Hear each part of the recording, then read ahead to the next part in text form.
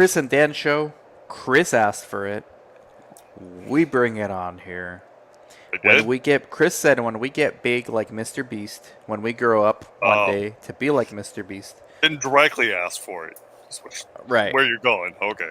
We will give money like Mr. Beast. So I thought, okay, let's react to why Mr. Beast is a genius. And not from his own mouth, but from his colleague's mouth. This is a very successful Impulsive podcast with probably the most successful YouTuber to date pre-Mr. Beast, Casey Neistat, who's actually like a filmmaker. And he used YouTube to illustrate his talents early on. He makes bank on YouTube too. So let's listen to them. I haven't not actually seen this, Chris, but we'll pause when you feel like it, okay? And let's take notes and see how we can improve our channel. Maybe this will like pass off onto us somehow. I think so. It's possible. All right. Sounds like a plan. Hands out that you collab with. Who was your favorite? That's like such a tough question. Who's your favorite kid, by the way? Tell us right now. I like the little one. You're like too much.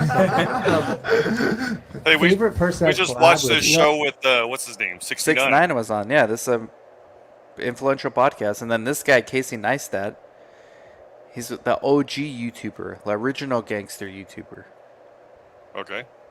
That's I don't know. That's super tough. You know, there's like, I look at somebody like Roman Atwood, who like, dude, we miss Roman so bad. Roman Atwood, when I was like, I think literally I crossed 1 million subscribers at his house, but he reached out to me out of nowhere, and this was 5 years ago, and he's like, hey man, come to Ohio. That's where he lives, right? Yep. And he's like, let me like teach you the ways. And this is when he was pulling 4 million views a video, and I was doing 200,000, and it was just like the generosity of a guy like that, and he taught me a lot.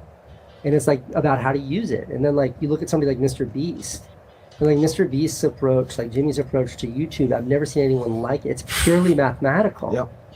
It's like, I mean, his videos are really fun, don't get me wrong, there's a lot of spirit and creativity there too, but his approach is entirely based on math.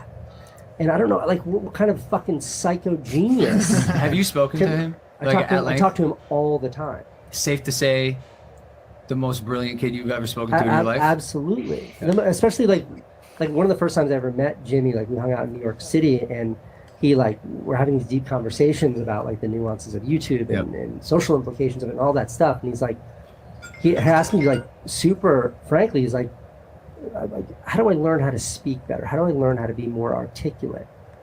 And I understood completely why he was saying that and why he was asking that, but like, the confidence it takes in a person to both like recognize the value in being able to be articulate and then like to actually speak up and ask something like that. I mean, my response was just like, just read a lot of books. Like that's how I'm a fucking high school dropout. I learned how to talk from reading books, and like, but that was just such a clear illustration of where his brain was. His self-awareness is unbelievable. Unbelievable. And his drive to be better. His drive to be better, and just like he is like a very good guy. He's very smart.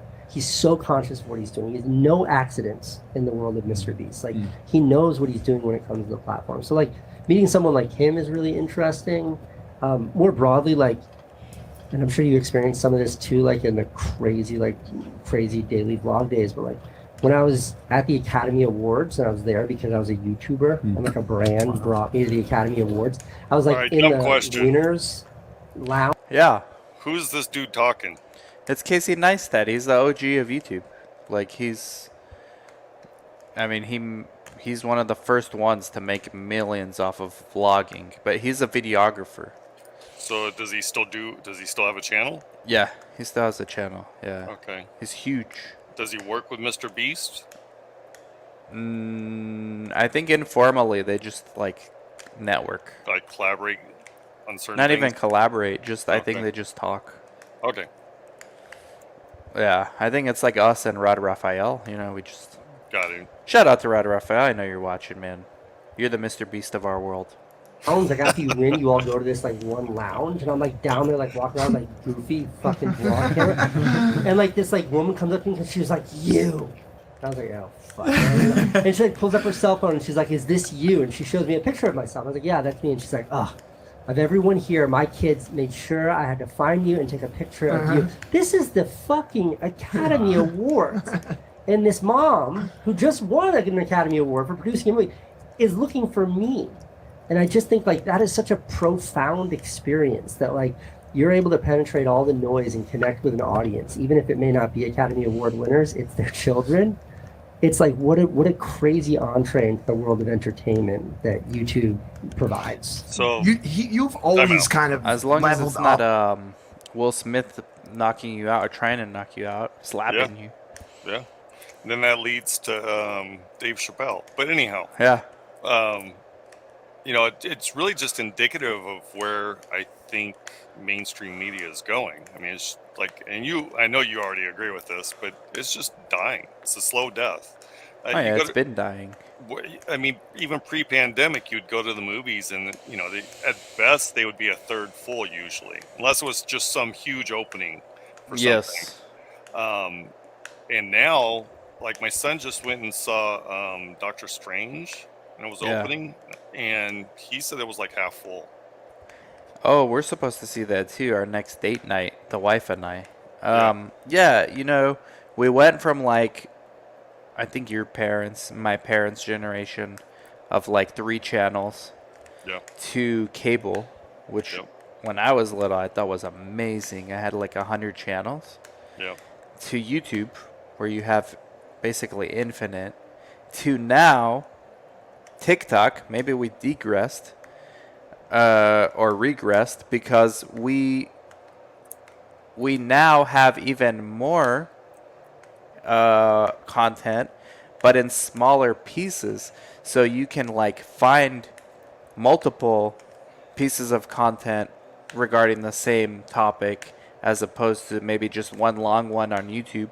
You find like multiple 1 minute or less, 15 seconds or less, and it just allows the volume of content to increase. So it's not going anywhere. The metaverse is going to take over. We're going to be living inside the content soon. Right now, you and I have to stop what we're doing to like make a time to watch this, right? Well, if we're in the metaverse, it's just happening. I just say, Chris, meet me there, and the content finds us. Can you imagine? In 10 years, Chris, I say, hey, meet me in the metaverse. All right, so we're in there. But you would be like, silly, Dan, we're already there. I'd be like, oh, yeah, silly me. What's up? All of a sudden, Shrapnel comes and throws a video at us. So, And we just are forced to watch it. so long as man's around long enough, no doubt we'll get there eventually. I just don't think that's going to happen in 10 years, and not from the PC side of things. I think we're almost there now. It's more from like the Neuralink side, right, where you need to connect to the brain. I just don't see that we're going to get there anytime soon. I mean, you talk to Sure. we know a few neurologists, one in particular, and they say that we're nowhere near to solving the brain. No, I mean, not even close. Oh, We know like no. 3% of what the brain and how it operates and everything else. So I just don't think we're anywhere near that yet. It'll start with glasses, augmented reality. Eventually, people will accept to be plugged in. You still have to have a Neuralink some way, right, to be in the sphere, wherever it may be, right? Well, you can do it with glasses now. Yeah, you're not in it though. True. Have you played any VR Yeah. games? They're pretty I- insane. They're cool, but again, you're just not in it. You know you're not in it. Whereas what you're describing, you're more like you feel as though you're in it, right? Like Ready Yeah. Player One. It's kind of like thing. basically passive. Like right now, we're still in the age. They're gonna look back on this and say, "Oh, that's so archaic. You had to actually search Mhm. for something." In the future, it's just gonna already know what you want and just give it to you. Like Just think about it. not even. It will think for you. Eh, It will say, "Watch Maybe. this." It'll say, "Watch this, bitch." Well, You like this? Elon says he's very close to having that chip put in the brain. It's called Neuralink too. Yeah. He's gonna be the first patient. He says. Yeah. Yeah.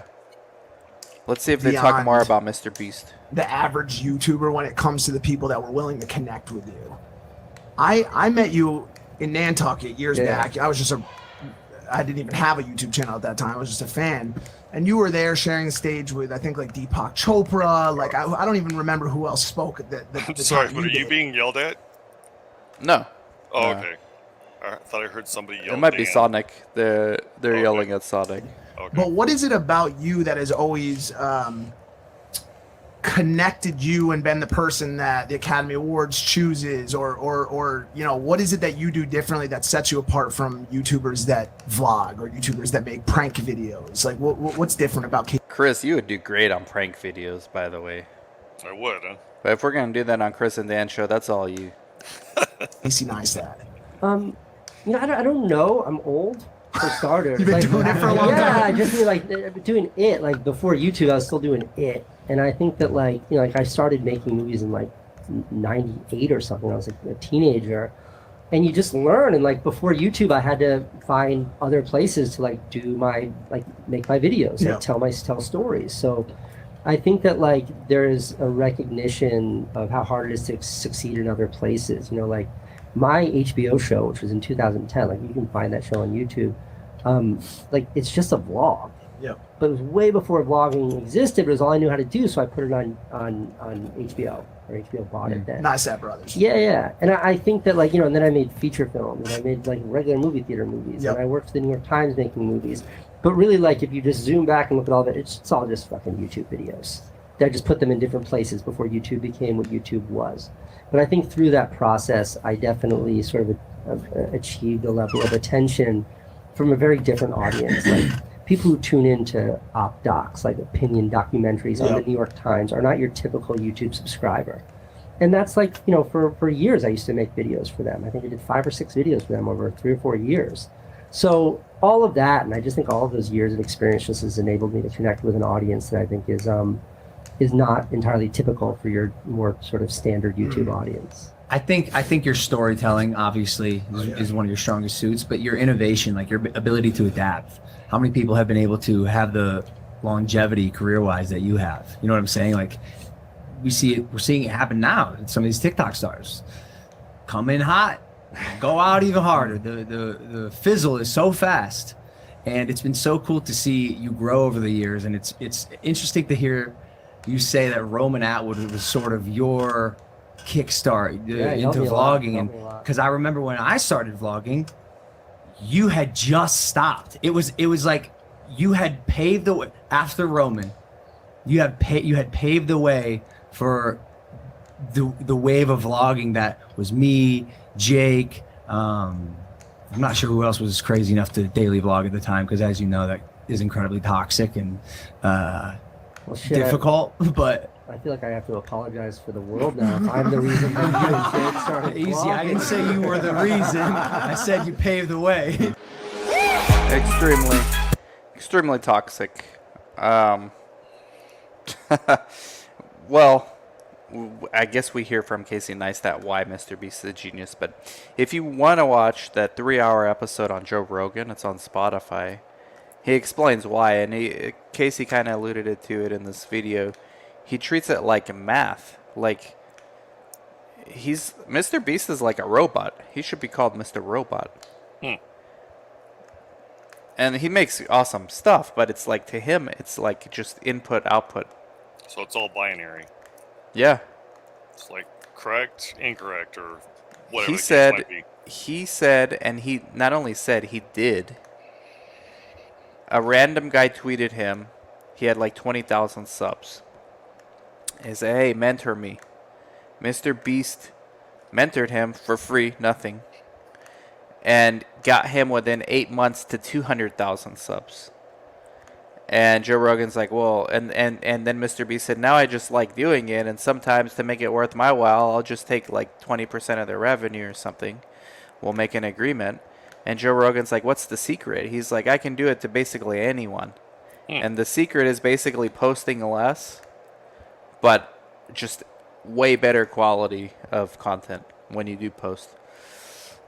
Which is the opposite of what we do, guys, because we're going to do another one after this and another one. But just thought it was interesting for you, Chris. Yeah, I think we talked about this before, in which I think it's depending dependent upon the content, right, and what you're doing specifically. But Yeah. maybe once a week is better than once a day, right? Yeah. You'll be more successful once a week opposed to once a day if you're putting out better quality. Well, I know from my own channel, Clinical Trial Guru Dan Sfera, it's I used to do 3 a day for like the last 2 years. And now I switched to 1 a day, but that 1 a day is better, like a better quality. And it How's it seemed to better? have helped. I'm genuinely curious. How is it better quality? How are you defining that?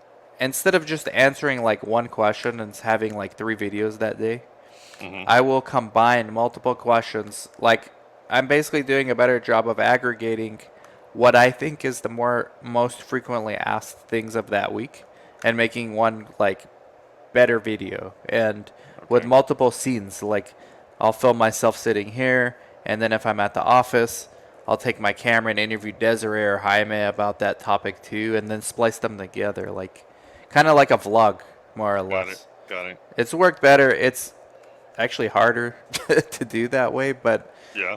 yeah, to me it was easier just pull out my phone or camera and boom, like quick Wherever 3-minute video. wherever you're at and have the inspiration, just do it then.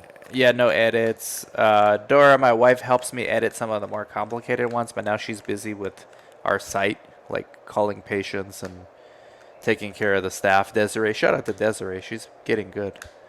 But yeah. So yeah, I concur with what Mr. B says. It's just, it's harder to actually do it that way. Yeah. It sounds like it's easier. Make less videos, just make them better. It's actually much harder. No, I don't doubt that. I mean, we could Preparation, a little bit of prep is needed. absolutely. Yeah, maybe. Now I prep, like you were asking, like you're generally curious what's different. I prep a little more. I used to prep 0. Yeah. Now I at least prep 5 to 10 minutes. Like, Yeah. this is what I'm gonna do. You're notorious for not prepping. yeah, but now I prep my videos. So like I'll Yeah. aggregate all these questions from like the week or the last few days. I'll try to find themes that are popular. Then I'll make a quick intro, and then before I go to work, I plan my day. Like, okay, I'm gonna see Dr. Smith today, so if I can, I'm gonna pull out my camera and ask him this. I'm gonna see Desiree, so when I'm teaching her this, remember to pull out my camera for that, and then I string them together. It's more So you have integrative. you have an outline, but you're still not like developing a script in any way. Or anything No, like I that. wish I had a producer or something. Can you Right. imagine? Right. Eventually, man. I ain't stopping. Sure.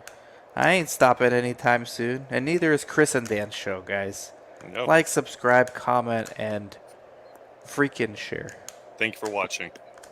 I thought you were going to say thank you for not cussing. Bye-bye. Bye bye.